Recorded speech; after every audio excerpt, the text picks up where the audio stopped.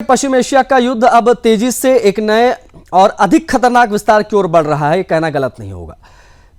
पिछले महीने में जो युद्ध शुरू हुआ वो लगातार जारी है। जहां पहले ये संघर्ष केवल दो पक्षों तक सीमित माना जा रहा था, वहीं अब तीसरे मोर्चे की सीधी एंट्री ने पूरी हालात को बदल दिया। यमन के हुती विद्रोहियों ने इस युद्ध में खुलकर हस्तक्षेप करने शुरू कर दिए। इजराइल पर मिसाइल टारगेट्स हुए। ईरान इजराइल के बीच में पिछले कई दिनों से जारी तनावपूर्ण संघर्ष के बीच ये नया घटनाक्रम सामने आया है।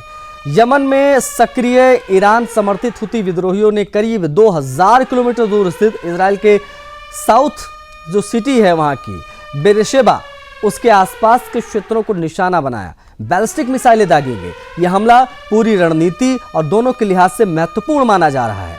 इजरायली सेना की ओर से दी गई जानकारी के अनुसार जैसे ही मिसाइल लॉन्च होने का पता चला, तुरंत एयर डिफेंस सिस्टम को सक्रिय किया गया और समय रहते कार्रवाई करते हुए खतरे को हवा में ही नष्ट कर दिया गया।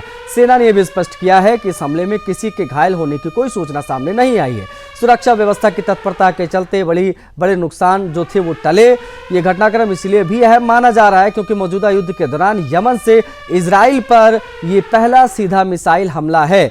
इससे संकेत साफ मिलता है कि संघर्ष अब केवल दो देशों के बीच सीमित नहीं है, बल्कि इसका दायरा क्षेत्रीय स्तर पर काफी तेजी से फैल रहा है, जो बहुत ज्यादा चिंता की बात है। इस युद्ध के लंबा खिंचने की संभावनाओं के मद्देनजर इस बयान ने स्पष्ट कर दिया है कि आने वाले समय में इस तरीके की कार्रवाइयों की संभावना बनी रह सकती है, संघर्ष की तीव्रता बढ़ी रह सकती है। कुल मिलाकर मौजूदा हालत ये दर्शाते हैं कि पश्चिम एशिया में जारी ये युद्ध अब बहुस्तरीय बहुपक्षीय स्वरूप लेता जा रहा है। एक और प्रत्यक्ष टकराव जारी है तो दूसरी ओर नए मोर्चों की सक्रियता इस संघर्ष को और व्यापक और चुनौतीपूर्ण बना रहा है। ऐसे में क्षेत्रीय स्थिरता और सुरक्षा के लिए चिंताएं लगातार बढ़ती जा रही हैं।